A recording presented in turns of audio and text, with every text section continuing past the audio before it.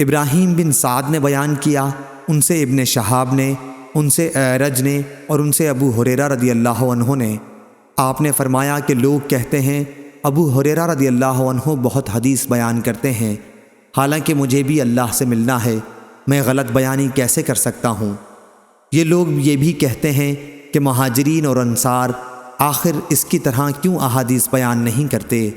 بات یہ ہے کہ میرے بھائی مہاجرین بازاروں میں خرید و فروخت میں مشغول رہا کرتے، اور میرے بھائی انصار کو ان کی جائیداد، کھیت اور باغات وغیرہ مشغول رکھا کرتی تھی۔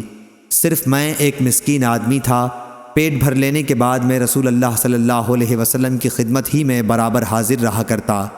جب یہ سب حضرات غیر حاضر رہتے تو میں حاضر ہوتا، اس لیے جن احادیث کو یہ یاد نہیں کر سکتے تھے میں انہیں یاد رکھتا تھا۔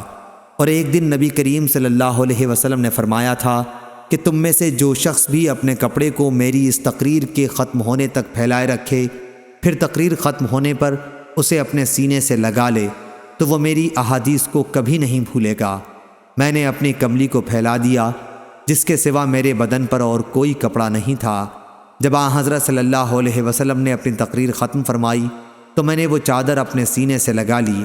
اس ذات کی قسم جس نے آپ صلی اللہ علیہ وسلم کو حق کے ساتھ نبی بنا کر مبعوث کیا، پھر آج تک میں آپ کے اسی ارشاد کی وجہ سے آپ کی کوئی حدیث نہیں بھولا۔ اللہ گواہ ہے کہ اگر قرآن کی 2 آیتیں نہ ہوتیں تو میں تم سے کوئی حدیث کبھی بیان نہ کرتا۔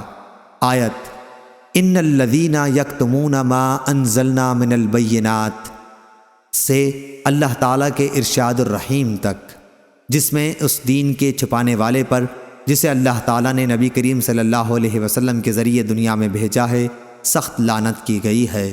صحیح بخاری حدیث نمبر 2350۔